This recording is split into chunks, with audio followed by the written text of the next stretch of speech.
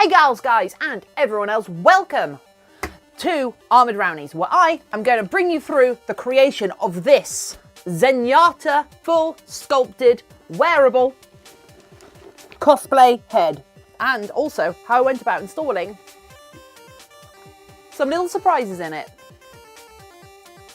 You can have any type of Zenyatta you like. Now, as I said, this is a full head sculpt. Therefore, I spent the time sculpting this and then moulding it, casting it, painting it, and trimming it down and filling it full of electronics. It's currently got an Arduino Uno in it, and at some point it will have its own rechargeable battery pack. As you can see, it is fully wearable and has a glorious metal finish to it and looks fantastic in photos. So, want to see how it was made? Where do we start? We start with our head form. Because I'm sculpting this for a friend, but also as a one-size-fits-all head, we use this generic Monster Maker's WED head as a sculpting armature, as it is a truly generic male head. And of course, if a mask is a little bit too big, it can be adjusted to fit on smaller people, but if it's too small, it can't be adjusted particularly easy to fit on larger people. I like to go with this head for all of my generic one-size-fits-all heads. However, if you're just starting out yourself, you can totally use one of these polystyrene heads. I've used these plenty in the past. It's how I learned to sculpt prosthetics. And you just have to be a little bit concerned that these are a little bit smaller than a normal human head, so you just have to account for it. But it gives you a good placement of the eyes and the nose to work around. So that's what we're sculpting on.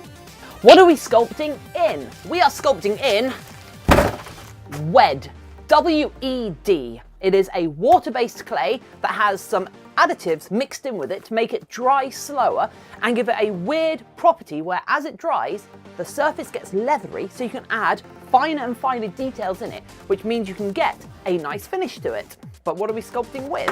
We are using my supply of just sculpting tools. It's very hard to say what you will or won't need for a sculpting project. Half of it comes down to what you feel comfortable with. There was a good year where I would use only about 2 tools at all. What we have in here is a mixture of silicon tip tools, wax sculpting tools, and a couple of handmade tools that I've accumulated myself over a couple of years. If you are looking to get into sculpting, you'll find yourself accruing strange objects to sculpt with, like brushes with just the right sort of stipply heads, hacksaw blades, duct taped to pens to give yourself a rake, silicon kidney tools from Tiranti, and various other things. There's a couple of spoons in here. There's a couple more brushes.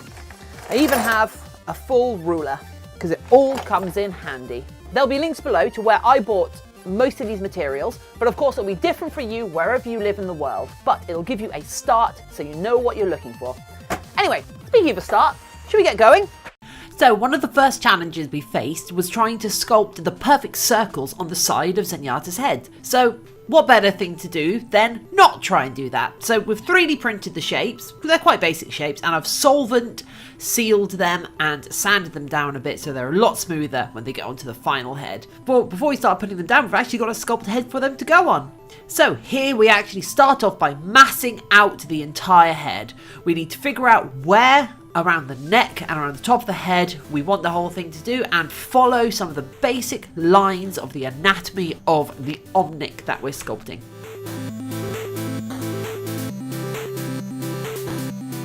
You can see it's really crude at this point, and I'm using mostly my fingers and actually a really blunt knife. No fancy specialist tools at all. Whilst you're here as well, to see where the sculpt's going, don't forget to subscribe to the channel and like and comment on the video and do all that jazz. You can see at this point I've cut a line down the centre of the face and actually put a median line across the bridge of the nose. Well, what would effectively be the bridge of the nose if they had a nose?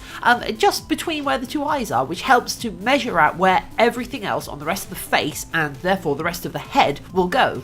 Because you can use a pair of calipers to actually check for evenness and width and all of that. But none of these are final details by a long shot, because we've got to get all the big flat surfaces and the overall shape, anatomy and geometry done first. And here is a point that I want to sort of point out, because with a head like this, it is very mechanically accurate. So sculpting it is going to be a challenge. What I like to do is look at what are the big primitive shapes first, where the lines are, where the things match up. You will have seen me a couple of times put the holes in his head, put his eyes in, put the side bits in, but they are purely for comparison, because you might be confused that I keep on sculpting on them and then off them, sculpting them in, then filling them in and sculpting them out. It's because it gives a sense of scale for the rest of the head. When it comes to trying to get symmetry and when it comes to trying to get that perfect surface, gotta go with the very base of the massing out of the object before you start to put your details in. Otherwise, you'll get too focused on getting the eyes exactly right and the whole thing will look wonky. Also, I just want to apologise that this video hasn't actually come together as well as I'd like to hope, and that it's been massively delayed, because I've had this footage for a good few months now. Unfortunately, I have lost a whole load of my footage during some computer problems, therefore I've had to rip this time-lapse stuff off Twitch to edit into this video and then do these bridging bits and these scripty bits after the fact. Annoyingly, I recorded all of these great walkthroughs when I had the half the sculpt here, and I was going to tell you all about the in-depth part of the sculpt, but you're stuck with this. So, should we carry on and get all the details sculpted in? And now, as before, we carry on sculpting things in and out. In and out, in and out. Just building it up, taking things out, and doing the eyes, the head circles and the side bits over and over again. I have to actually take the 3D printed bits to a belt sander, because turns out their bases were a bit long for them to sit at the correct angle.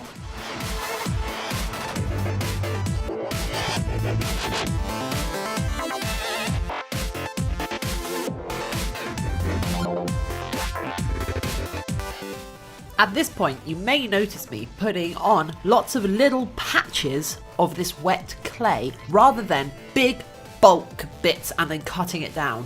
What I'm doing is I'm applying and slowly building up areas that I think need building up with the sculpting tool, using the sculpting tool to put the clay and layer it up without using my fingers, because your fingers will dry out the clay and make it a little bit harder to work with. So if you slowly build it up using your sculpting tool, you can then do your best to keep everything even and the clay as malleable as possible, especially considering we're going to have to go over the entire thing and give it a perfectly smooth surface. Also, controlling the moisture for this clay is really important for getting those crisp edges, because you can go over those crisp edges all you like, but if they're too moist or not moist enough, it's either going to just melt when a sculpting tool goes near it, or crack when a sculpting tool tries to rip along it. So a lot of this stuff with water-based clay comes down to experience. You can be quite bold with letting the stuff dry out, because it's possible to rehydrate it. For example, every night when I left this sculpt, and this sculpt took 5 or 6 nights over about 4 weeks worth of work, but between every time that I was sculpting it, I would wet it down and put a plastic bag over it, and that allowed the water to soak back into it and keep the whole thing malleable. One of the best tools I used for the final stages of this sculpt was a kidney tool, a silicone kidney tool. They're soft, they have a flat surface, and you can scrape along the surface of the clay to even it out, because it will only pull out the raised edges, and especially if the clay is quite dry and then you spray the surface gets a little bit muddy, and then you just pull the very surface out before letting the water soak all the way in.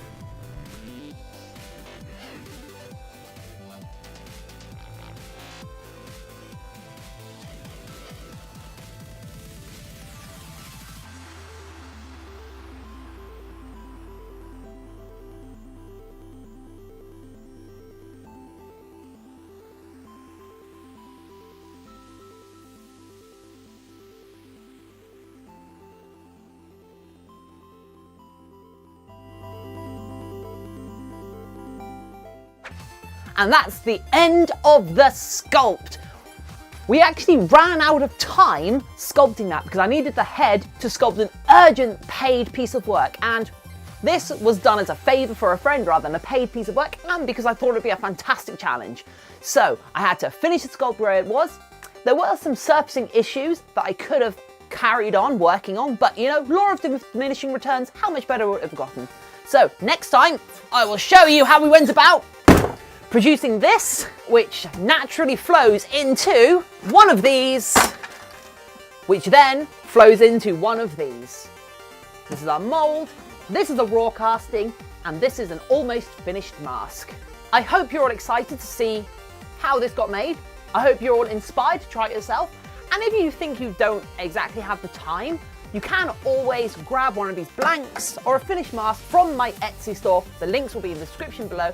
But if you have any questions about any of this process, please leave a comment and don't forget to subscribe to the channel and let me know favourite part of this build.